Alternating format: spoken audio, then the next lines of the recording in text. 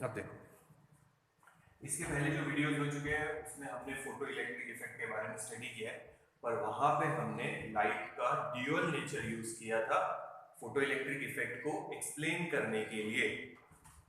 Photo electric effect को explain करने के लिए हमने उसको एज अ फोटोन ट्रीट किया, तब हम उसके ऑब्जर्वेशन एक्सप्लेन कर पाए। तो हम वेव थ्योरी से वो एक्सप्लेनेशन नहीं दे पाए। क्यों नहीं दे पाए? इसीलिए हमारे को उसका ड्यूअल नेचर कंसीडर करना पड़ा। पहले तो यही सोचा जाता था कि light travels in the form of waves, पर जब फोटो इलेक्ट्रिक इफेक्ट सामने आया तो ये पता चला कि यार फोटो इलेक्ट्रिक इफेक्ट है तो हम वेव थ्योरी से उसका एक्सप्लेनेशन नहीं दे पा रहे, तब उसका ड्यूअल नेचर कंसीडर करना पड़ा हमारे को। तब हमारे को उसका ड्यूअल नेचर कंसीडर करना पड़ा, नहीं तो हम वेव थ्योरी चला रहे थे। हम वेव थ्योरी से एक्सप्लेनेशन ढूंढ रहे थे पहले फोटो इलेक्ट्रिक इफेक्ट की, जो इफेक्ट मिल रहा है कि भाई रेडिएशन डाले इलेक्ट्रॉन फ्री हो गए, इसका एक्सप्लेनेशन पहले वेव थ्योरी से ही ढूंढा गया, और वेव थ्योरी से वो एक्सप्लेन नहीं कर पाए कि ऐसा क्यों हो रहा। फिर लाइट का ड्यूअल नेचर कंसीडर किया गया कि light in certain condition behave as a particle, or we can say packet of energy, or we can say photons। ठीक है, तो अब हम देखने वाले फेलियर ऑफ वेव थ्योरी। इस एक्सपेरिमेंट को एक्सप्लेन करने में वेव थ्योरी क्यों फेल हो गई, उसका पहला पॉइंट हमारे को पता है। जब हमने ऑब्जर्वेशन देखे तो ये इफेक्ट है इंस्टेंटेनियस।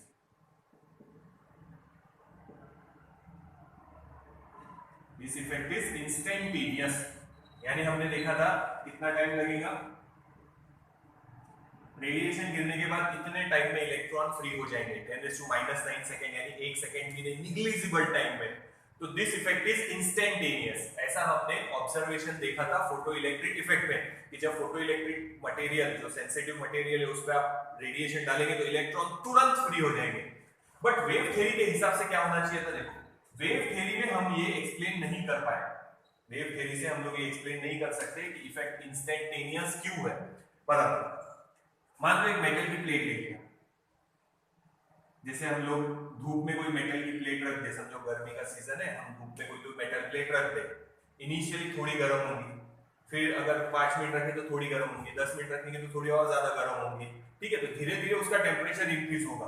तो वेव थ्योरी में एक्सप्लेनेशन ऐसा आएगा कि हम लोग अगर वेव्स इंसिडेंट करें, इस पे नंबर ऑफ वेव्स क्या किए हमने, इंसिडेंट, रेडिएशन इंसिडेंट किए, पर हम अब कौन सा नेचर ले रहे हैं, वेव नेचर के हिसाब से एक्सप्लेनेशन सोच रहे हैं उसका, तो ये फेल हो गया। वेव नेचर से हम फोटो इलेक्ट्रिक इफेक्ट का एक्सप्लेनेशन नहीं दे पाए, इसीलिए हमने ड्यूअल नेचर कंसीडर किया, याद रखना। तो हुआ क्या, देखो, पहला ऑब्जर्वेशन ये है कि वो इफेक्ट इंस्टेंटेनियस है, जैसे ही रेडिएशन गिरे इलेक्ट्रॉन फ्री हो जाते हैं।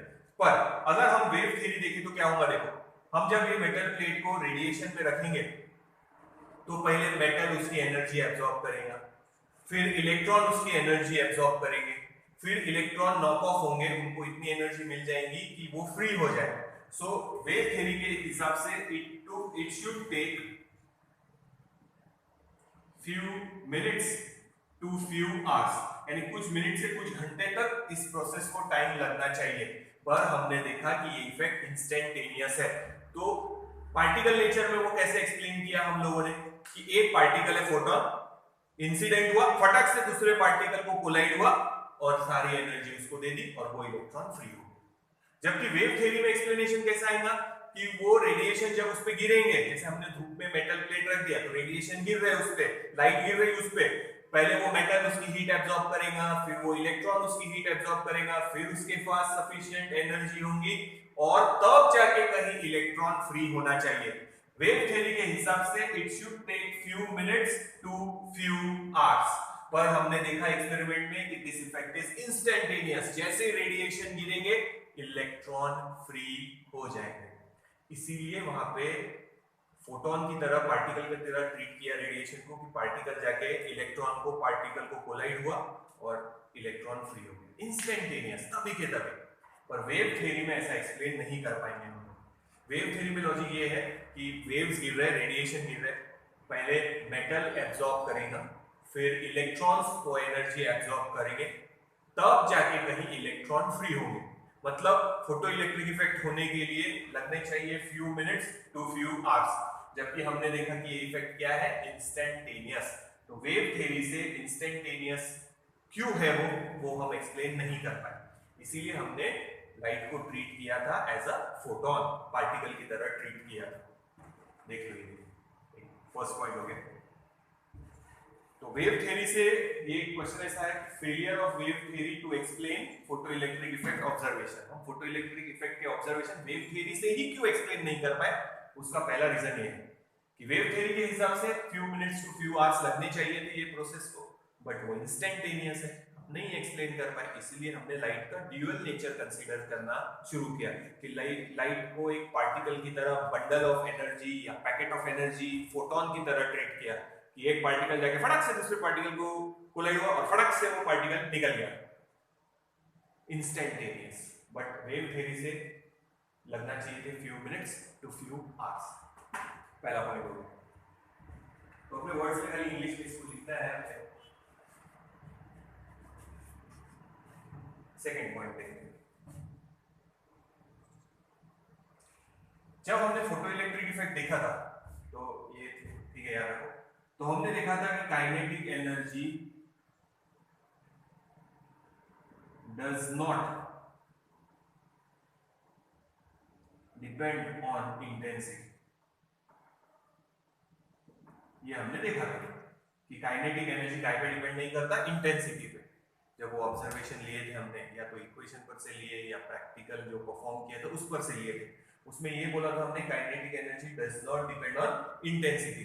फिर से बता रहा, इंटेंसिटी का मतलब होता number of photons, but her photon की एनर्जी उतनी ही रहेगी, तो काइनेटिक एनर्जी भी क्या रहेगी, सेम।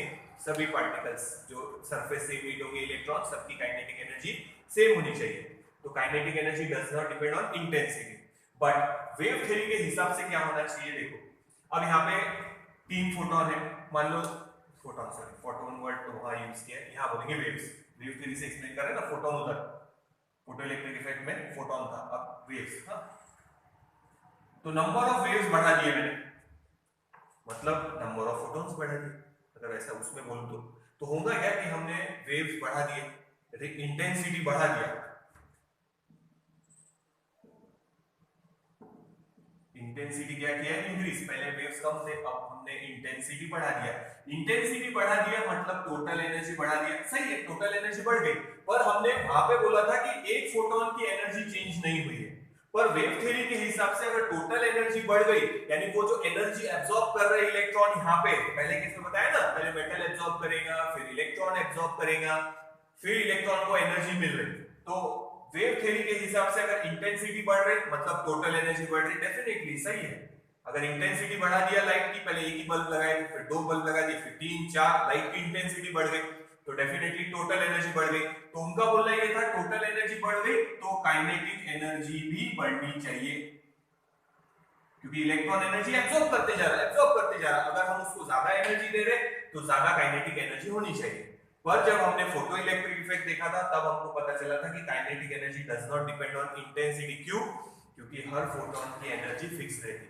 आप इंटेंसिटी बढ़ा रहे मतलब हमने वहां पार्टिकल की तरह ट्रीट किया था, तो एक पार्टिकल को एक ही पार्टिकल कोलाइड होगा, यानी एक इलेक्ट्रॉन को एक फोटोन जाके कोलाइड होगा, उसको उतनी ही एनर्जी मिलेगी, भले ही आप कितने भी फोटोन डाल दो, काइनेटिक एनर्जी कांस्टेंट रहेगी।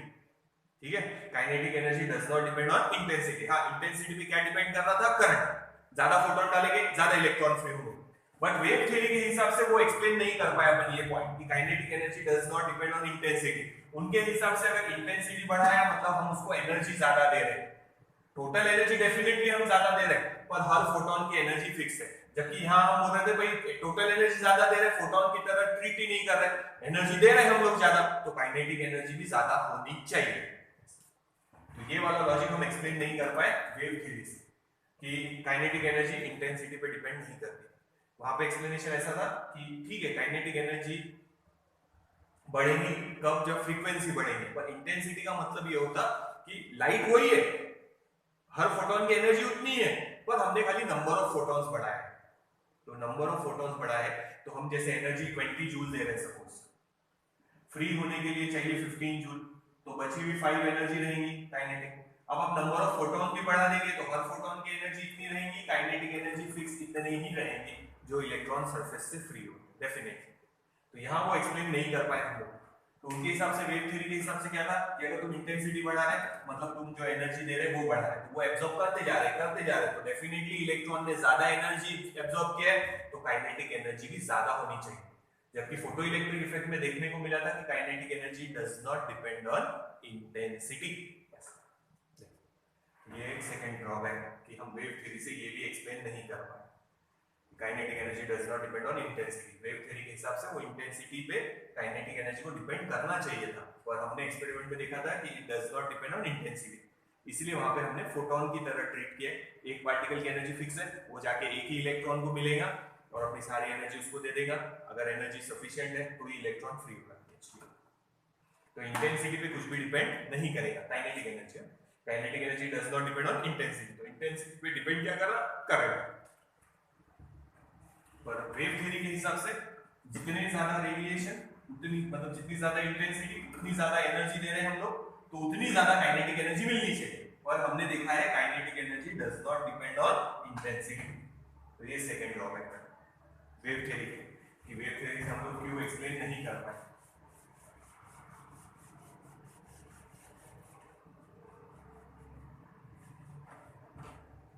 देख लो ये सेकंड पॉइंट हो गया। थर्ड पॉइंट लेते हैं, तीसरा लास्ट पॉइंट है। अब देखो फोटो इलेक्ट्रिक इफेक्ट में हमने देखा था न्यू इज ग्रेटर देन, अगर न्यू 0 है यानी हमने जो फ्रीक्वेंसी इंसिडेंट किया है वो थ्रेशोल्ड फ्रीक्वेंसी से ज्यादा है, तो ही हमारे को फोटो इलेक्ट्रिक इफेक्ट मिलेगा। पर वेव थ्योरी में क्या है, यही लॉजिक ले, मान लो फ्रीक्वेंसी कम है, फोटो इलेक्ट्रिक इफेक्ट में हम लोगों ने ये देखा कि new is greater than new 0 तो ही फोटो इलेक्ट्रिक इफेक्ट मिलेगा। पर वेव थ्योरी के हिसाब से क्या लॉजिक है, देखो अगर फ्रीक्वेंसी कम भी है थ्रेशोल्ड फ्रीक्वेंसी से तो भी फोटो इलेक्ट्रिक इफेक्ट मिलना चाहिए, क्योंकि रेडिएशन गिर रहा है। ठीक है, एक इसकी एनर्जी कम है, फ्रीक्वेंसी कम है, तो एक इसकी एनर्जी कम है, हम उसको बहुत देर रखेंगे, पहले जैसे बताया few minutes to few hours, तो वो कम फ्रीक्वेंसी भी हो गया तो क्या हो गया, एनर्जी कम है, पर धीरे धीरे वो एनर्जी एब्जॉर्ब करते जाएंगे, फिर एक स्टेज ऐसे आएंगे कि उनकी एनर्जी बढ़ जाएंगी और वो इलेक्ट्रॉन ये वाली केस में भी फ्री होने चाहिए। पर जबकि अपने को पता है फोटो इलेक्ट्रिक इफेक्ट में कि ये वाली केस में इलेक्ट्रॉन्स इमिट नहीं होंगे, तो वो एक्सप्लेन नहीं कर पाए हम वेव थ्योरी से। वेव थ्योरी के हिसाब से क्या था कि अगर इंसिडेंट फ्रीक्वेंसी थ्रेशोल्ड फ्रीक्वेंसी से कम भी है तो धूप में रख दिया, बस वो एब्जॉर्ब कर रहा, उसका टेम्परेचर धीरे धीरे बढ़ रहा, धीरे धीरे एनर्जी मिल रही इलेक्ट्रॉन को और धीरे धीरे एनर्जी एब्जॉर्ब होती जा रही और एक कंडीशन, एक स्टेज ऐसे आएगी कि वो इलेक्ट्रॉन फ्री हो जाएगा, चाहे फ्रीक्वेंसी भले ही कम ही क्यों नहीं हो थ्रेशोल्ड फ्रीक्वेंसी से। पर हमने देखा था कि थ्रेशोल्ड फ्रीक्वेंसी से अगर इंसिडेंट रेडिएशन की फ्रीक्वेंसी कम है तो हमारे को फोटो इलेक्ट्रिक इफेक्ट नहीं मिलेगा। बट वेव थ्योरी के हिसाब से यहाँ पे भी फोटो इलेक्ट्रिक इफेक्ट मिलना चाहिए, क्योंकि रेडिएशन हम बहुत देर तक डालेंगे, few minutes to few hours, तो वो एनर्जी एब्जॉर्ब करता रहेगा, भले ही फ्रीक्वेंसी कम है पर एनर्जी हम ज्यादा देर देंगे हम लोग। ठीक है, जैसे मान लो हम सब्जी खा रहे हैं, उसमें कैलोरीज कम है तो हम ज्यादा सब्जी खिलाएंगे ज्यादा कैलोरीज के लिए, बस वही लॉजिक है कि ठीक है एनर्जी कम है, फ्रीक्वेंसी कम है तो एनर्जी कम है, तो हम ज्यादा देर तक रेडिएशन डालेंगे, तो इलेक्ट्रॉन फ्री होना चाहिए क्योंकि उसको हम ज्यादा एनर्जी दे रहे हैं। पर ऐसा लॉजिक नहीं था, तो हमने वहां पार्टिकल की तरह इसलिए ट्रीट किया था कि उसकी एनर्जी कितनी है उस पर डिपेंड करेगा, तो फ्रीक्वेंसी पे डिपेंड करेगा। पर वेव थ्योरी के हिसाब से फ्रीक्वेंसी पे कुछ भी डिपेंड नहीं करना चाहिए, चाहे फ्रीक्वेंसी कम हो थ्रेशोल्ड फ्रीक्वेंसी से, चाहे ज्यादा हो, दोनों भी केस में इलेक्ट्रॉन इमिट होने चाहिए। पर फोटो इलेक्ट्रिक इफेक्ट में यहाँ इलेक्ट्रॉन इमिट हो रहे थे, यहाँ इलेक्ट्रॉन इमिट नहीं होने चाहिए, नो आना चाहिए था आंसर। बट वेव थ्योरी से इसका भी आंसर क्या आएगा, यस। उनका बोलना ऐसा था कि भले ही फ्रीक्वेंसी कम है, ठीक है, हम 10 मिनट की जगह 1 घंटा रखेंगे, एब्जॉर्ब करते जाएंगे वो एनर्जी, और एक कंडीशन ऐसे आएंगी कि उनको सफिशिएंट एनर्जी मिल जाएंगी इलेक्ट्रॉन को एब्जॉर्ब करते और वो फ्री हो जाने चाहिए। बट फोटो इलेक्ट्रिक इफेक्ट में देखा था कि अगर ये कंडीशन है तो हमारे को आंसर नो मिलना चाहिए, बट वेव थ्योरी में इसका भी आंसर यस ही मिलेगा कि आप एनर्जी ज्यादा देर दो, ज्यादा देर एनर्जी रहेगी, ज्यादा देर एब्जॉर्ब होगा तो ज्यादा एनर्जी मिलेगी इलेक्ट्रॉन को और इलेक्ट्रॉन फ्री होना चाहिए ये वाली केस में। तो ये 3 ड्रॉबैक्स है कि हम फोटो इलेक्ट्रिक इफेक्ट के जो ऑब्जर्वेशन है वो वेव थ्योरी से एक्सप्लेन नहीं कर पाए, इसीलिए हमने फिर ड्यूअल नेचर कंसीडर किया किसका, रेडिएशन। तो ये देख लो 3 पॉइंट, फर्स्ट सेकंड थर्ड, तो ये टेक्स्ट बुक में पढ़ लेना, थ्योरेटिकली है, नोट्स दूंगा तब ठीक है देख लेना, पर बाकी इसके पहले जो पढ़ाया वो आप लोगों ने एक अच्छे से नोट डाउन कर लेना, ये थ्योरेटिकल है तो एक बार आप पढ़ सकते हैं जो मैंने समझाया। तो ये था failure of wave theory to explain photo electric effect observation. तो वेव थ्योरी से हम ये ऑब्जर्वेशन एक्सप्लेन नहीं कर पाए, इसीलिए हमने फिर दूसरा रास्ता ढूंढा, हमने उसको इमेजिन किया एज अ पार्टिकल। जब हमने उसको एज अ पार्टिकल ट्रीट किया, as a bundle of energy treat किया, तो तीनों का भी एक्सप्लेनेशन हमारे को प्रॉपर्ली मिल गया। इसीलिए हम लाइट का ड्यूअल नेचर यूज करते, कुछ जगह हम उसका वेव नेचर यूज करते, और कुछ जगह जैसे फोटो इलेक्ट्रिक इफेक्ट है या कॉम्पटन इफेक्ट है, वहां पे हम रेडिएशन को या लाइट को पार्टिकल की तरह ट्रीट करते हैं। ठीक है, तो पहला देखो, फिर से एक बार शॉर्ट में बता देता।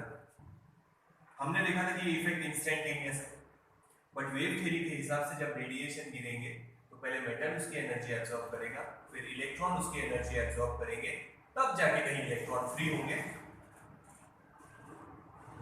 That is it should take few minutes to few hours, पर ये इंस्टेंटेनियस था, रेडिएशन गिरते से निकलना चालू हो जाते, इलेक्ट्रॉन करंट शुरू हो जाता, तो वेव थ्योरी से हम ये एक्सप्लेन नहीं कर पाए। According to wave theory few minutes to few hours लगने चाहिए, पर हमने देखा था कि ये इफेक्ट क्या है, इंस्टेंटेनियस। सेकंड थिंग, अगर आप इंटेंसिटी बढ़ा रहे हैं, मतलब ज्यादा लाइट इंसिडेंट कर रहे हैं, मतलब आप ज्यादा एनर्जी दे रहे हैं, तो डेफिनेटली काइनेटिक एनर्जी भी ज्यादा मिलनी चाहिए, पर हमने देखा था कि काइनेटिक एनर्जी इंटेंसिटी पे डिपेंड नहीं करती, तो वो वहां पे पूरा एक्सप्लेन किया है। अभी तो खाली इतना पैराग्राफ लिखना है कि according to wave theory if we increase the intensity we are increasing the total energy, if we are increasing the total energy then the kinetic energy should increase because वो एनर्जी एब्जॉर्ब करते जा रहा continuously, जबकि हमने photon में बोला था कि एक फोटोन एक इलेक्ट्रॉन को एनर्जी देगा, बस उसको उतनी एनर्जी मिलेगी।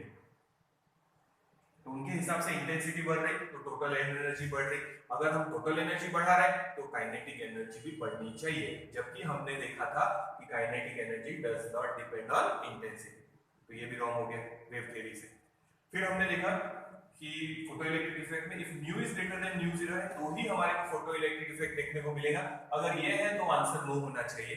बट वेव थ्योरी का ऐसा बोलना है कि अगर ठीक है फ्रीक्वेंसी कम है, एनर्जी कम है, हम इंटेंसिटी बढ़ा देंगे, अब इंटेंसिटी बढ़ा देंगे टोटल एनर्जी बढ़ा देंगे, टोटल एनर्जी बढ़ गई तो इलेक्ट्रॉन को इतनी एनर्जी मिल जाएगी कि वो ये वाली केस में भी फ्री होना चाहिए, जबकि ये वाली केस में वो फ्री नहीं होगा। अगर आपकी इंसिडेंट फ्रीक्वेंसी थ्रेशोल्ड फ्रीक्वेंसी से कम है तो इलेक्ट्रॉन इमिट नहीं होता, इलेक्ट्रॉन इजेक्ट नहीं होगा वहां से, जबकि वेव थ्योरी में ऐसा बोलना है कि ठीक है इंटेंसिटी फ्रीक्वेंसी कम है, हम इंटेंसिटी बढ़ा देंगे और ज्यादा देंगे, इंटेंसिटी और ज्यादा, फ्रीक्वेंसी कम हो गया तो क्या हो गया, हम इंटेंसिटी बढ़ा देंगे, इंटेंसिटी बढ़ा देंगे तो फ्रीक्वेंसी पर डिपेंड नहीं रहना चाहिए, आंसर यहाँ पे भी यस होना चाहिए, पर हमने देखा था यहाँ पे आंसर क्या है नो, तो ये भी वो एक्सप्लेन नहीं कर पाए। जबकि हमने देखा था वहां पे फोटो इलेक्ट्रिक फील्ड में इंटेंसिटी बढ़ाना मतलब नंबर ऑफ फोटॉन्स बढ़ाना, और हर फोटॉन के पास जो एनर्जी है यानी हर इलेक्ट्रॉन को जो एनर्जी मिलेगी वो फिक्स है, उसको हम चेंज नहीं कर पाएंगे अगर फ्रीक्वेंसी फिक्स है तो यहाँ पे नो आंसर मिलना चाहिए था, और वेव थ्योरी के हिसाब से इसका भी आंसर यस होना चाहिए था। थ्योरेटिकली एक बार पढ़ लेना। So this is the failure of wave theory to explain observation of photoelectric effect। 3 point है, याद रखो, ये मिटा रहे, आगे लेते फिर दूसरा। अब देखो, अब हम देखने वाले हैं photo cell. Photo cell is a device that work on photoelectric effect।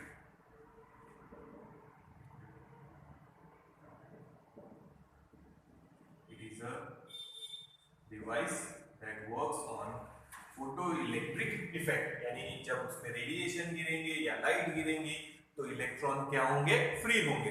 तो एक photo cell is a device that works on photoelectric effect, ठीक है, and it convert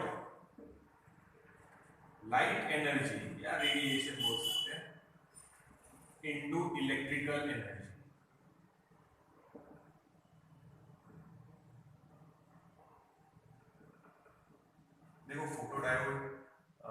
solar cell वगैरह कन्वर्ट उसमें कंफ्यूज नहीं होगा, वो सेमीकंडक्टर से बने थे। यहाँ पे photo cell is a device that is working on photo electric effect. ठीक है, तो अच्छे से देखना, पहले फोटो डायोड पूछा है या फोटो सेल पूछा है। तो फोटो डायोड था उसमें सेमीकंडक्टर में, ये फोटो सेल है। It is working on photo electric effect, it convert light energy into electrical energy. अब उसका कंस्ट्रक्शन देखेंगे। तो लॉजिक वही है, जब रेडिएशन गिरेंगे may be visible may be invisible, तो हम लोग यूवी रेडिएशन ही यूज करेंगे यहाँ पे। यूवी रेडिएशन अगर फॉल करेंगे, या विजिबल रेडिएशन भी हो सकते हैं। विजिबल रेडिएशन कोई भी मेटल का, जैसे मैग्नीशियम कैडमियम बताया था, और अगर विजिबल है तो आपको जो मेटल यूज करना पड़ेगा वो अल्कली मेटल्स यूज करने पड़ेंगे, सोडियम या पोटेशियम। क्योंकि सोडियम या पोटेशियम ऐसे है जिन पे अगर कम एनर्जी भी गिरी, यानी विजिबल लाइट की वेवलेंथ भी डालेंगे, यानी एनर्जी कम, वेवलेंथ ज्यादा मतलब एनर्जी कम, तो भी चल जाएगा। बट बाकी मेटल्स के लिए कौन से रेडिएशन लगेंगे? UV radiation.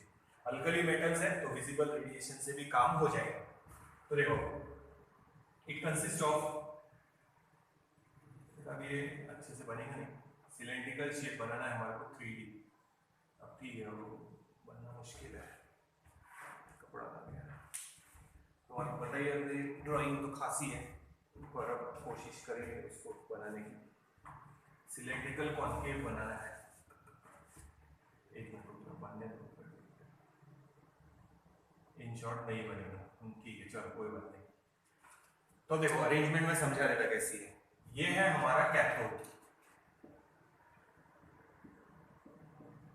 सिलेंड्रिकल कॉन्केव, ये ऐसा बनाना है हमको 3D ऐसा। ये सिलेंड्रिकल कॉन्केव ऐसे, ऐसे प्लेट, ठीक है। वैसी प्लेट क्यों? एरिया बड़ा रखना पड़ेगा ताकि रेडिएशन गिरेंगे इस पे। तो ये कैथोड है, ये फोटो सेंसिटिव मटेरियल है, और इस पे हम लोग डालेंगे यूवी रेडिएशन। ठीक है, अब इसको कैथोड बोला है तो हम कनेक्ट करेंगे उसको negative terminal of the battery. यहाँ पे छोटा सा वायर लूप लेंगे, वायर लूप ये ऐसा। तो देख, ये है हमारा एनोड, फोटो इलेक्ट्रिक इफेक्ट जैसे ही, और इसको एक बल्ब के अंदर सील कर देंगे, मेड अप ऑफ ग्लास या क्वार्ट्ज, क्योंकि क्वार्ट्ज भी ट्रांसपेरेंट है और ग्लास भी ट्रांसपेरेंट है। ये हमने बल्ब के अंदर उसको सील कर दिया, इवैक्यूएटेड बल्ब। तो पहले हमने जब फोटो इलेक्ट्रिक इफेक्ट स्टडी किया था तो इवैक्यूएटेड ग्लास ट्यूब था, अभी यहाँ इवैक्यूएटेड बल्ब है, ऐसा पूरा इवैक्यूएटेड। ये एक टर्मिनल, ये दूसरा टर्मिनल, ठीक है। और यहाँ कनेक्ट करेंगे हम बैटरी, हाई टेंशन बैटरी।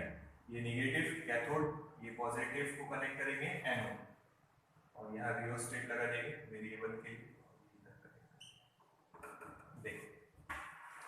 और यहाँ पे अब हम डालने वाले हैं यूवी रेडिएशन, या विजिबल रेडिएशन भी डाल सकते हैं। बताओ कैसे? ये यहाँ से रेडिएशन गिरेंगे इसमें, ठीक है। अब समझना अरेंजमेंट कैसे। तो ये हमारा है कैथोड, फोटो सेंसिटिव मटेरियल, इस पे रेडिएशन गिरेंगे तो एरिया बड़ा है तो रेडिएशन सब जगह गिरेंगे। और ये है हमारा इतना सा एनोड, वायर लूप, ये लाल कलर का हमारा एनोड है। तो यहां से जो इलेक्ट्रॉन फ्री होंगे वो पॉजिटिव की तरफ जाएंगे। देखो कौन से साइन है इसमें? पॉजिटिव। तो यहां से जो इलेक्ट्रॉन फ्री हुए वो सब इसकी तरफ जाने वाले हैं। तो ये है कॉन्केव शेप, इसके फोकस पे हम लोग ये रख देंगे एनोड ऐसा, ये देखो ऐसे अरेंजमेंट, ये कैथोड और ये एनोड। तो यहाँ पे रेडिएशन गिरेंगे, जो रेडिएशन फ्री होंगे इलेक्ट्रॉन, सॉरी रेडिएशन की वजह से जो इलेक्ट्रॉन फ्री होंगे यानी फोटो इलेक्ट्रिक इफेक्ट, वो इलेक्ट्रॉन इसकी तरफ अट्रैक्ट हो जाएंगे क्योंकि ये पॉजिटिव चार्ज है। और करंट गिनने के लिए अब हम यहां लगा देंगे एक माइक्रो एमीटर। ये हमारा सर्किट कंप्लीट हो गया। बस इतना ही है हमारा फोटो सेल। तो रेडिएशन जब तक गिरते रहेंगे, करंट तब तक फ्लो होता रहेगा, इलेक्ट्रॉन जो यहां से फ्री हुए वो एनोड की तरफ अट्रैक्ट होते रहेंगे। एनोड की साइज ज्यादा बड़ी रखने से कोई मतलब नहीं है। देखो अगर ये कैथोड है और एनोड भी ऐसे ही बना देंगे छोटी सी जगह में, तो रेडिएशन यहां तक पहुंचने में प्रॉब्लम जाएंगी। तो कैथोड हमने सिलेंड्रिकल कॉन्केव बनाया है, फोकस पे छोटा सा एनोड रखा है, ऐसे रेड कलर का दिख रहा है ना, वैसे बस इतना सा। तो अब रेडिएशन यहां गिरेंगे और इलेक्ट्रॉन फ्री होंगे, यानी क्या इफेक्ट होगा? Photo electric effect. और वो इलेक्ट्रॉन अपने आप एक्सेलरेट होंगे इस पॉजिटिव एनोड की तरफ, जो वायर लूप है, वायर लूप बना दिया इसको। अगर हमारे को ये विजिबल लाइट में यूज करना है, मतलब विजिबल लाइट के लिए यूज करना है, तो फिर हम इसको कोट करेंगे, इसको लेयर को पॉलिश कर देंगे पूरा। पॉलिश कैसे करेंगे? सोडियम या पोटेशियम से। तो सोडियम या पोटेशियम से इसको पूरा कवर कर देंगे, तो वैसा भी चलता है। या फिर अगर आप यूवी रेडिएशन यूज कर रहे हैं तो कोई भी मेटल यूज करेंगे तो चल जाएगा। पर आपको विजिबल लाइट के लिए ये डिवाइस यूज करना है तो फिर आपको यहाँ पे सोडियम या पोटेशियम जो अल्कली मेटल्स है उसका यूज करना पड़ेगा, तो वो विजिबल लाइट में भी इलेक्ट्रॉन फ्री कर देंगे। तो ये है हमारा फोटो सेल। तो इस तरह कंस्ट्रक्शन लिखना है। इसका यूज सुनना सबसे मेन, आप लोग देखो फोटो खिंचाने हम लोग जब जाते हैं तब कुछ प्रॉब्लम नहीं रहता, बस हमको बोलते हैं आप बैठो, हम थोड़ा सा स्माइल करते और हमारा वो फोटो खींच लेते, दो छतरी लगा देते और लाइट डालने के लिए। पर अगर आप पोर्टफोलियो बना रहे हैं आपका, या फिर आप सीरियल में जाना चाहते हैं या मॉडलिंग में जाना चाहते हैं आप लोग, तो आपको एक पूरा एल्बम बनाना पड़ेगा आपके अलग अलग पोजेस में, अलग अलग ड्रेसेस में, अलग अलग तरीके से। तो वहां पे लाइट का इफेक्ट थोड़ा ध्यान रखना पड़ता। तो उनके पास एक छोटा सा डिवाइस रहता, ये रहता वो डिवाइस फोटो सेल। तो वो क्या करते हैं, एक बार लाइट सब तरफ से लगा लेते हैं। तुम लोग देखो जो मूवी की शूटिंग वगैरह मूवीज में देखा होगा हम लोगों ने, आप लोगों ने कहीं देखा होगा तो अलग बात है, पर मूवीज में दिखाते हैं कि एक रिफ्लेक्टर रहता है व्हाइट कलर के। तो वहां हीरो हीरोइन खड़े हैं, उनके ऊपर अगर और लाइट चाहिए तो वो रिफ्लेक्टर रखते हैं, तो जो लाइट है वो रिफ्लेक्ट होकर उनके ऊपर जाएंगे। तो पता कैसे करना है कि कहाँ कितनी लाइट कम है या कितनी इंटेंसिटी चाहिए हमारे को, तो वहां ये मीटर यूज करते हैं, ये वाला फोटो सेल यूज करते हैं।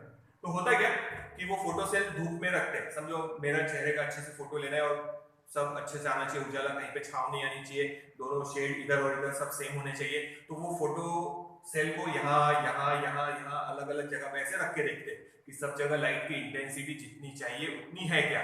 अगर लाइट की इंटेंसिटी बराबर नहीं है तो लाइट शुरू करेंगे और या फिर रिफ्लेक्ट करेंगे लाइट को वहां पे हमारे चेहरे पे। तो जितनी ज्यादा इंटेंसिटी उतना ज्यादा करंट, हम लोगों ने देखा है। तो यहां पे वही लॉजिक है कि intensity is directly proportional to current.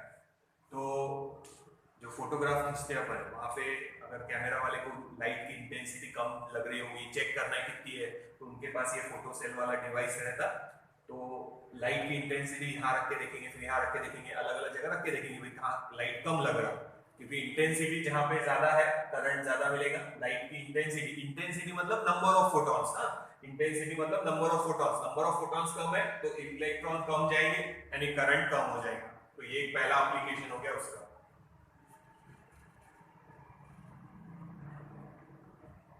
तो याद रखो इंटेंसिटी अगर गिननी है लाइट की तो intensity is directly proportional to current. जितनी ज्यादा इंटेंसिटी यानी उतने ज्यादा नंबर ऑफ फोटॉन्स और उतना ज्यादा करंट। तो फोटोग्राफर्स लाइट की इंटेंसिटी देखने के लिए इस डिवाइस का यूज करते हैं।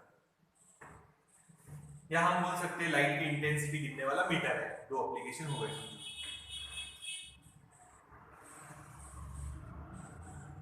फिर ये डिवाइस स्ट्रीट लाइट में भी हम लोग यूज कर सकते हैं। अगर आप कोई प्रोजेक्ट बनाना चाहे तो इस पर भी बना सकते हैं। स्ट्रीट लाइट जैसे शाम को अंधेरा हो गया तो इस पे रेडिएशन कम गिरेंगे तो करंट कम हो गया, तो एक अपने आप सर्किट लाइट को ऑन कर देगा, स्ट्रीट लाइट को ऑन कर देगा, भाई आजू बाजू में अंधेरा हो गया, स्ट्रीट लाइट शुरू कर दो। फिर जब सुबह होंगे तो सुबह होने के बाद धीरे धीरे उजाला होगा। तो जब उजाला बढ़ेगा यानी रेडिएशन बढ़ेंगे यानी इंटेंसिटी बढ़ेगी तो करंट भी बढ़ जाएगा, तब स्ट्रीट लाइट अपने आप ऑफ हो जाएंगे। तो ये हम उसमें भी यूज कर सकते हैं स्ट्रीट लाइट को ऑन या ऑफ करने के लिए। तो इसके साथ हम लोगों को एक ट्रिगर सर्किट भी बनाना पड़ेगा कि एक लिमिट से ज्यादा करंट कम हो गया तो स्ट्रीट लाइट अपने आप ऑन हो जाए, और एक लिमिट से ज्यादा जैसे सुबह उजाला बढ़ रहा धीरे धीरे तो एक करंट की एक लिमिट फिक्स करनी पड़ेगी, उतना करंट बढ़ गया तो स्ट्रीट लाइट अपने आप ऑफ हो जाने चाहिए। तो अब कैसा होता है देखो, अंधेरे में उनका टाइमिंग फिक्स है, 6 बजे लाइट बंद कर देते हैं। समर में भी 6 बजे बंद कर देंगे, विंटर में भी 6 बजे, जबकि विंटर में अंधेरा ही रहता।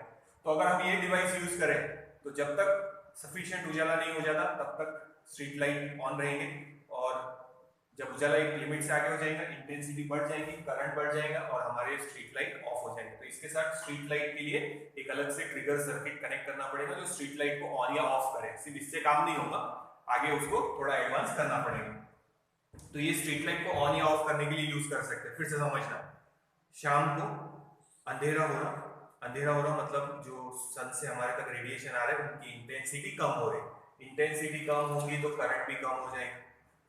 ठीक है, तो स्ट्रीट लाइट को एक सिग्नल जाएगा कि ऑन हो जाओ, तो स्ट्रीट लाइट ऑन हो जाएगी।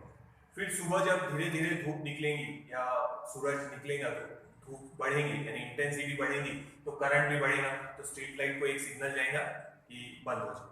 तो ये स्ट्रीट लाइट को ऑन या ऑफ करने के भी काम आ सकता है। लाइट की इंटेंसिटी गिनने के काम आ रहा तो उसी तरह स्ट्रीट लाइट ऑन या ऑफ करने के भी काम आएगा कि इंटेंसिटी बढ़ी तो स्ट्रीट लाइट बंद कर दो, इंटेंसिटी कम हुई तो स्ट्रीट लाइट अपने आप शुरू हो जाएगी। इसलिए देखो, फिर मैंने बताया था बर्गलर अलार्म, उसमें भी आ सकता है। एक तरफ ये डिवाइस, ठीक है, एक तरफ ये सोर्स यूवी रेडिएशन, यहाँ विजिबल लाइट यूज नहीं करना, तो सोर्स से रेडिएशन यहाँ तक आ रहा है सर, ठीक है। तो समझो दरवाजे या खिड़की पे हमने ये लगा दिया, तो यहाँ है ये सोर्स ऑफ लाइट और यहाँ हमारा ये डिवाइस फोटो सेल। अब यहाँ से रेडिएशन यहाँ तक जा रहा है, रेडिएशन गिर रहे, करंट फ्लो हो रहा और करंट चलता रहेगा। अगर इन दोनों के बीच में समझो मैं आ गया, तो मैं आ गया तो मैंने रेडिएशन रोक दिए। जैसे ही रेडिएशन रुकेंगे, पता है अपने को ये इफेक्ट इंस्टेंटेनियस है, रेडिएशन बंद, करंट बंद, करंट बंद हुआ तो एक अलार्म बजना शुरू हो जाएगा।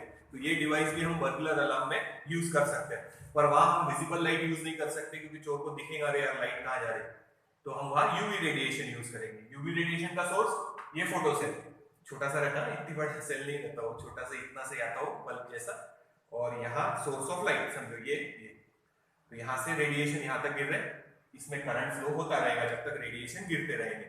अगर कोई बीच में आया तो रेडिएशन रुक जाएंगे, रेडिएशन रुक गए तो करंट रुक गए, इसके साथ एक अलार्म सर्किट लगाना पड़ेगा कि करंट ऑफ हो गया तो एक अलार्म बजना शुरू हो जाए, तो हमको पता चल जाएगा कि कोई तो भी ट्रेसपासर आया है। या फिर मैंने फैक्ट्री में बताया था काउंटर मीटर की तरह भी यूज कर सकते हैं। समझो ये सोर्स ऑफ लाइट और ये हमारा फोटो सेल, एक बॉक्स बीच में आया तो करंट बंद हो गया, ठीक है, बॉक्स बीच में आ गया, या इंसान बीच में आ गया, समझो इंसानों को भी काउंट कर सकते हैं, कितने इंसान अंदर गए हैं, कितने इंसान बाहर आए हैं, वो भी काउंट कर सकते हैं।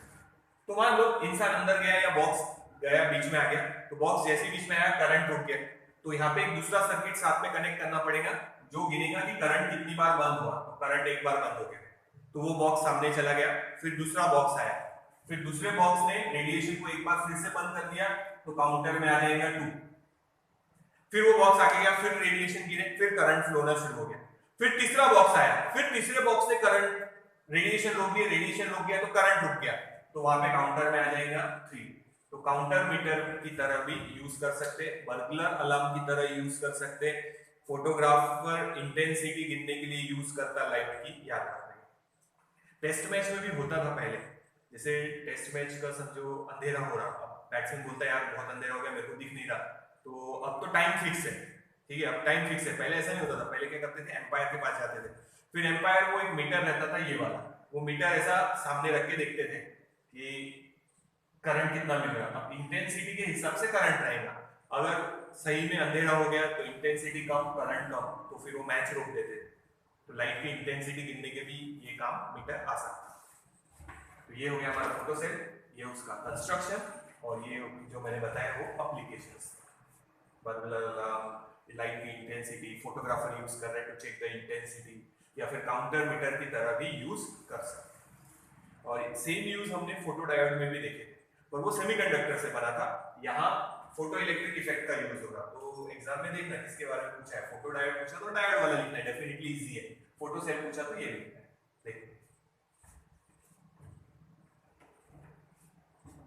तो यहाँ पे हमारा ड्यूअल नेचर ऑफ रेडिएशन हो गया, छोटा सा एक टॉपिक लेंगे जहाँ ड्यूअल नेचर ऑफ रेडिएशन खत्म, फिर नेक्स्ट वीडियो में हम लोग देखेंगे dual nature of matter, matter के बारे में पढ़ेंगे, पार्टिकल के बारे में पढ़ेंगे, अभी रेडिएशन के बारे में नहीं पढ़ रहे हैं। तो ये देख लो, ये मिटा लेते हैं, ये हमारा हो गया फोटो सेल, कंस्ट्रक्शन, वर्किंग और एप्लीकेशन सब हो गया।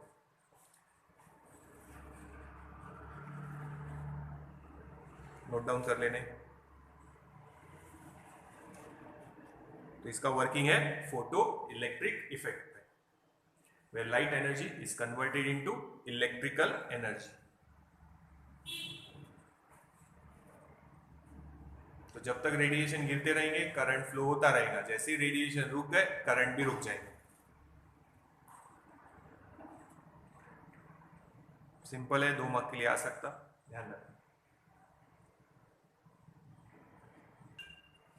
तो ये अभी तक हमने जो पढ़ा है उसकी समरी है समझो कि हमने वेव पार्टिकल ड्यूअलिटी कंसीडर किया है जिसकी रेडिएशन की, या हम बोलेंगे लाइट की समरी, या रेडिएशन भी बोल सकते हैं।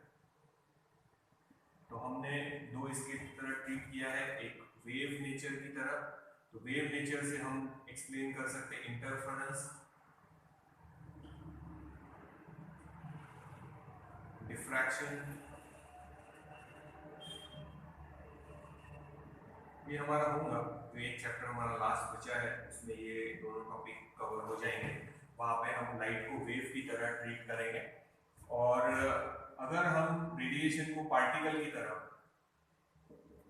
ट्रीट करेंगे तो, या हम बोलेंगे फोटोन की तरह ट्रीट करेंगे, तो हम एक्सप्लेन कर सकते हैं फोटो इलेक्ट्रिक इफेक्ट को।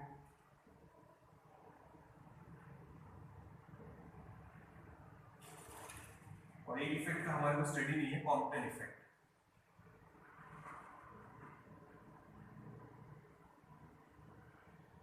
तो ये हमने पूरा डिटेल में देख लिया।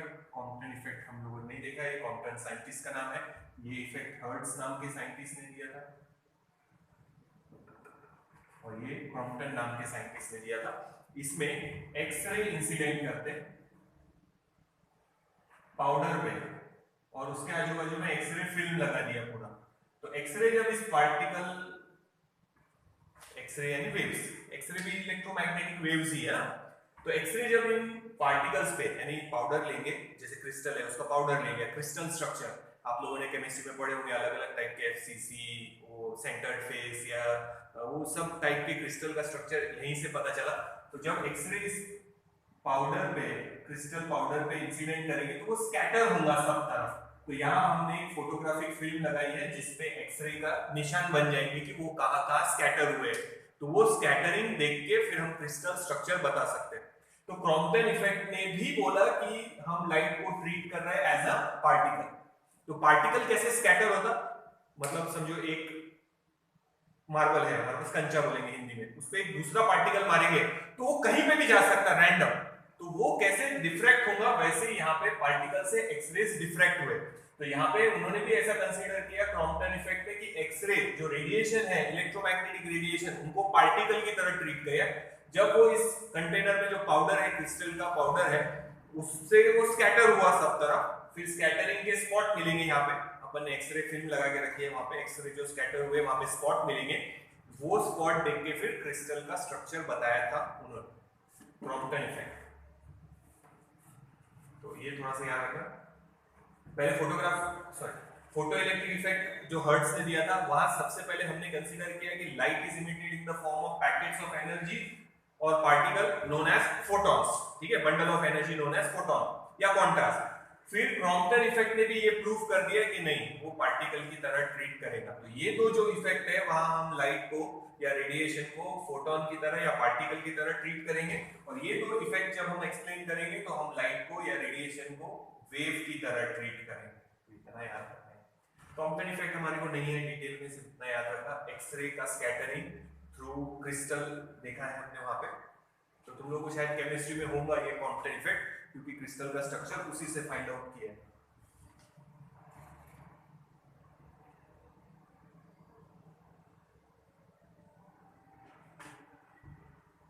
तो ये देख लो, तो याद रखो लाइट का dual nature, wave and particle, wave and particle. ये इफेक्ट हम वेव नेचर से एक्सप्लेन करेंगे जब वो चैप्टर लेंगे, ये लास्ट बचा है हमारा। और जब ये एक्सप्लेन करेंगे फोटो इलेक्ट्रिक इफेक्ट जो हर्ट्ज ने दिया है, और क्रॉम्पटन इफेक्ट जो क्रॉम्पटन नाम के साइंटिस्ट ने दिया है, तो हम लोग पार्टिकल नेचर यूज करेंगे लाइट या रेडिएशन। एक लास्ट छोटा सा टॉपिक और बचा है इसी से रिलेटेड, वो ले लेते हैं। फिर हमारा ड्यूअल नेचर ऑफ रेडिएशन खत्म हो गया। उसके बाद था एंड मैटर, तो मैटर का भी ड्यूअल नेचर लेना है, तो वो मैं बाद में समझाऊंगा नेक्स्ट वीडियो। इतना मतलब कर लो, ये याद रखना, फिर आगे लेते हैं।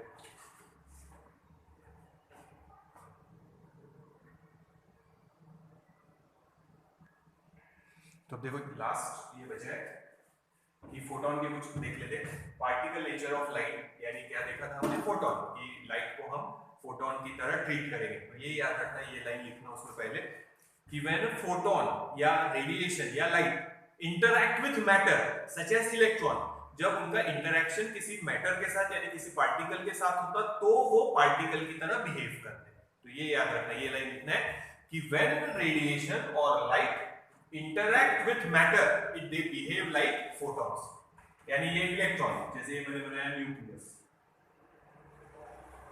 ठीक है, ये सेकंड ऑर्बिट में समझो ये इलेक्ट्रॉन है, यहाँ पे दो है, सब जो भी एटम होगा अपने को उससे कोई लेना देना नहीं है।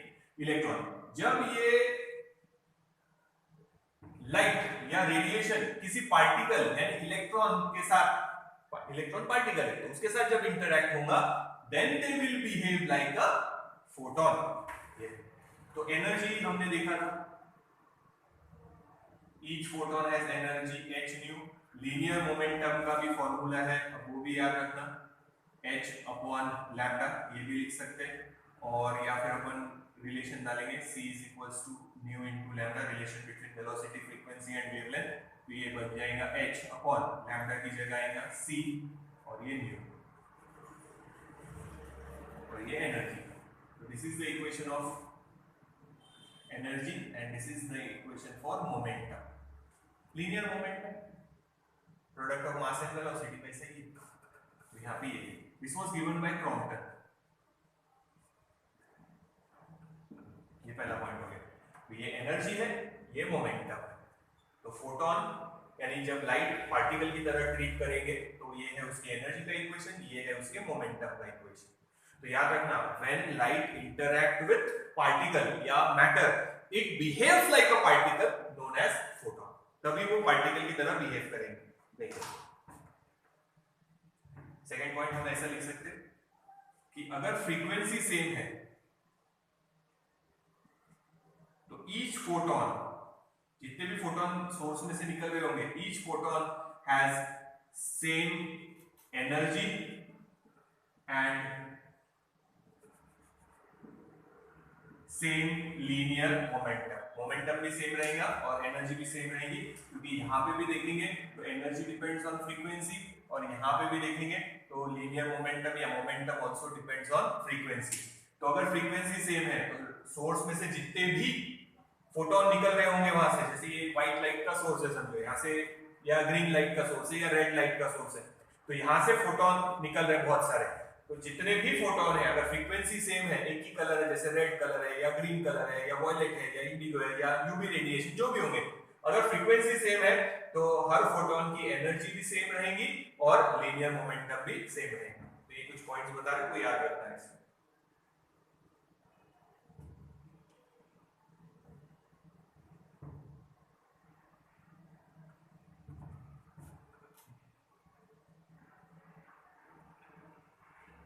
Photons are electrically neutral.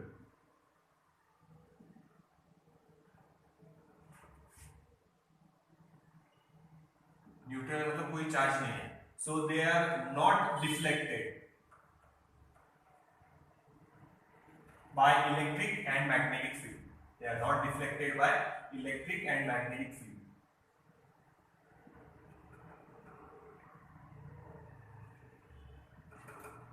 They are not deflected by electric and magnetic field. तो जो फोटोन है वो रेडिएशन है एक्चुअल में, तो उनको हम पार्टिकल की तरह ट्रीट कर रहे हैं as a photon. So they are neutral, electrically neutral, यानी उन पे कोई चार्ज नहीं है। So they are not deflected by electric and magnetic field. तो चार्ज पार्टिकल रहे तो इलेक्ट्रिक मैग्नेटिक फील्ड में उनका डिफ्लेक्शन होगा, बट ये चार्ज पार्टिकल नहीं है, तो they are not deflected by electric and magnetic field. तो पहला पॉइंट याद रखो, एनर्जी का इक्वेशन, लीनियर मोमेंटम का equation which was given by Compton. अगर फ्रीक्वेंसी सेम है तो हर फोटोन की एनर्जी भी सेम रहेगी और मोमेंटम भी सेम रहेगा। Photons are electrically neutral, that is they are not deflected by electric and magnetic field. इतना नोट डाउन करो, फिर नेक्स्ट पॉइंट पर।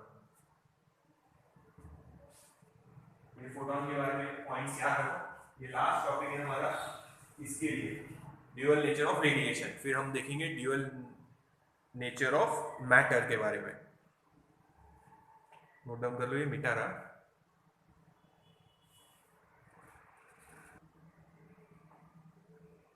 ठीक है, ओके, नेक्स्ट लेते हैं।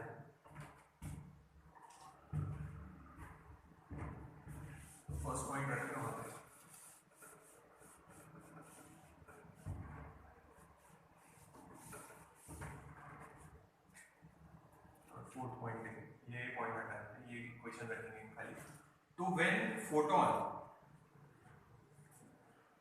कोलाइड विथ मैटर, मैटर के साथ उसका इंटरेक्शन होगा सच एज इलेक्ट्रॉन सपोज, तो वहां पे linear momentum and energy are conserved.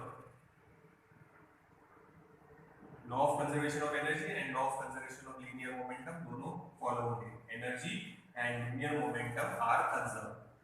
ठीक है, जब फोटोन का इंटरेक्शन होगा, कोलिजन होगा मैटर के साथ, जैसे इलेक्ट्रॉन का कोलिजन ले रहे हैं अपन, यहाँ फोटोन जाके कोलाइड हो रहा पैकेट ऑफ एनर्जी किसके साथ, इलेक्ट्रॉन के साथ, तो ये एनर्जी भी कंजर्व रहेगी और मोमेंटम भी कंजर्व रहेगा। But number of photons may not be conserved, may not be conserved। अब देखो फोटोन इलेक्ट्रॉन को कोलाइड हुआ, अगर इलेक्ट्रॉन को सफिशिएंट एनर्जी मिल गई तो वो इलेक्ट्रॉन क्या हो गया, फ्री, तो फोटोन डिसअपीयर हो गया, फोटोन वैनिश हो गया, तो एनर्जी कंजर्व रही, इलेक्ट्रॉन को एनर्जी मिल गई, मोमेंटम भी कंजर्व रहा, इलेक्ट्रॉन को मोमेंटम मिल गया, बट फोटोन एब्सॉर्ब हो गया। तो नंबर ऑफ फोटॉन्स यहां कंजर्व हो भी सकते, नहीं भी हो सकते। कंजर्व कब रहेगा मैं बताता, देखो ये आउटर ऑर्बिट में बना देते हैं। अब इस इलेक्ट्रॉन को जाके फोटोन कोलाइड होने वाला है, पर उसकी एनर्जी इतनी नहीं है कि वो इसको फ्री कर सके, तो इलेक्ट्रॉन को एनर्जी मिली, वो आउटर ऑर्बिट में चला गया, पर वहां वो थोड़ी देर ही रहेगा, हमने देखा है कितनी देर रहेगा, 10⁻⁻⁸ सेकंड, पर वो जब वापस अपने इनर ऑर्बिट में आएगा एक्स्ट्रा एनर्जी इमिट करेंगे इन the form of again photon. तो एक फोटोन इंसिडेंट हुआ, एक फोटोन वापस मिल गया। जब इलेक्ट्रॉन आउटर ऑर्बिट से वापस इनर ऑर्बिट में आएगा तो वापस से मिल गया, तो एक फोटोन डाला था, एक फोटोन वापस से मिल गया। पर प्रॉब्लम ये है कि हमेशा कंजर्व रहेगा ये जरूरी नहीं है। अगर ये इलेक्ट्रॉन को यहाँ पे जो था वो सफिशिएंट एनर्जी मिल गई और वो फ्री हो गया तो फोटोन एब्सॉर्ब हो गया, बट अगर उसको सफिशिएंट एनर्जी नहीं मिली, वो आउटर ऑर्बिट तक ही जा पाया, फ्री नहीं हो पाया, तो वो जब वापस इनर ऑर्बिट में आएगा तो उसके पास जो एक्स्ट्रा एनर्जी है वो इमिट कर देगा in the form of photon. Lyman series, Balmer series समझा है तब, ठीक है। तो ऐसा, तो यहाँ पे फोटोन भी कंजर्व है, फोटोन भी कंजर्व है, बट जरूरी नहीं है कंजर्व रहेगा। एब्सॉर्ब हो गया अगर फोटोन और इलेक्ट्रॉन फ्री हो गया तो फिर photon, number of photons are not conserve. तो याद रखना, photon when interact with matter such as electron, momentum and energy are conserved, but number of photons may not be conserved। जरूरी नहीं है वो कंजर्व रहेंगे, they can be absorbed, वो absorb भी हो सकते हैं और इमिट भी हो सकते हैं, न्यू फोटोन भी जनरेट हो सकता है। पर कब, जब इलेक्ट्रॉन खाली आउटर ऑर्बिट में गया है और वहां से वापस जब वो इनर ऑर्बिट में आएगा तो नया फोटोन इंसिडेंट कर देगा। तो यहाँ पे एक फोटोन इंसिडेंट हुआ था, एक फोटोन वापस मिल गया, तो यहाँ नंबर ऑफ फोटोन कंजर्व है, पर हमेशा कंजर्व नहीं रहेगा। तो but number of photons may not be conserve, ये भी देख लो, फिर आगे लिखते हैं। वो एब्सॉर्ब भी हो सकता फोटोन, याद रखना, एब्सॉर्ब हो गया मतलब डिसअपीयर भी हो सकता, गया वो।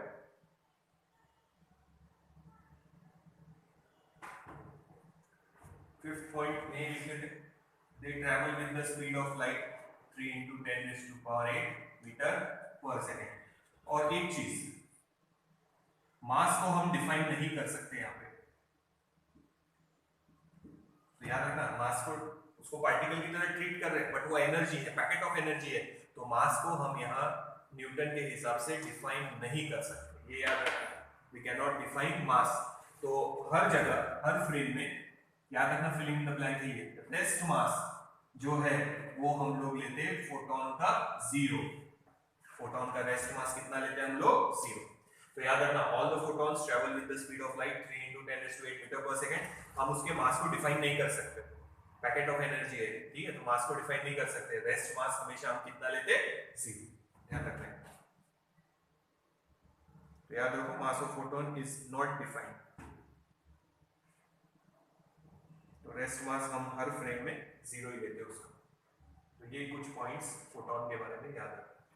तो फोटोन एब्सॉर्ब भी हो सकता और कभी कभी वापस इमिट भी हो सकता, तो याद रखना, मोमेंटम और एनर्जी तो कंजर्व है, but number of photons may not be conserve, absorb भी हो सकता वहां पे फोटोन। एब्सॉर्ब हो गया मतलब डिसअपीयर हो गया, सारी एनर्जी इलेक्ट्रॉन को दे दी, हो गया, फोटोन की एनर्जी खत्म, मतलब फोटोन। पर कभी कभी कैसा एनर्जी इलेक्ट्रॉन को ज्यादा नहीं मिली, वो आउटर ऑर्बिट में गया, फिर वापस जब वो इनर ऑर्बिट में आया तो नया फोटोन इंसिडेंट कर दिया। तो याद रखो यहाँ पॉइंट डालना, may not be conserve, conserve हो भी सकता, नहीं भी हो सकता। ये फोटोन के बारे में याद रखो। तो हमारे चैप्टर की हेडिंग थी ड्यूअल नेचर ऑफ रेडिएशन। तो ड्यूअल नेचर ऑफ रेडिएशन हो गया। अब नेक्स्ट वीडियो में हम लोग लेंगे ड्यूअल नेचर ऑफ मैटर के बारे में। ये देख लो एक बार।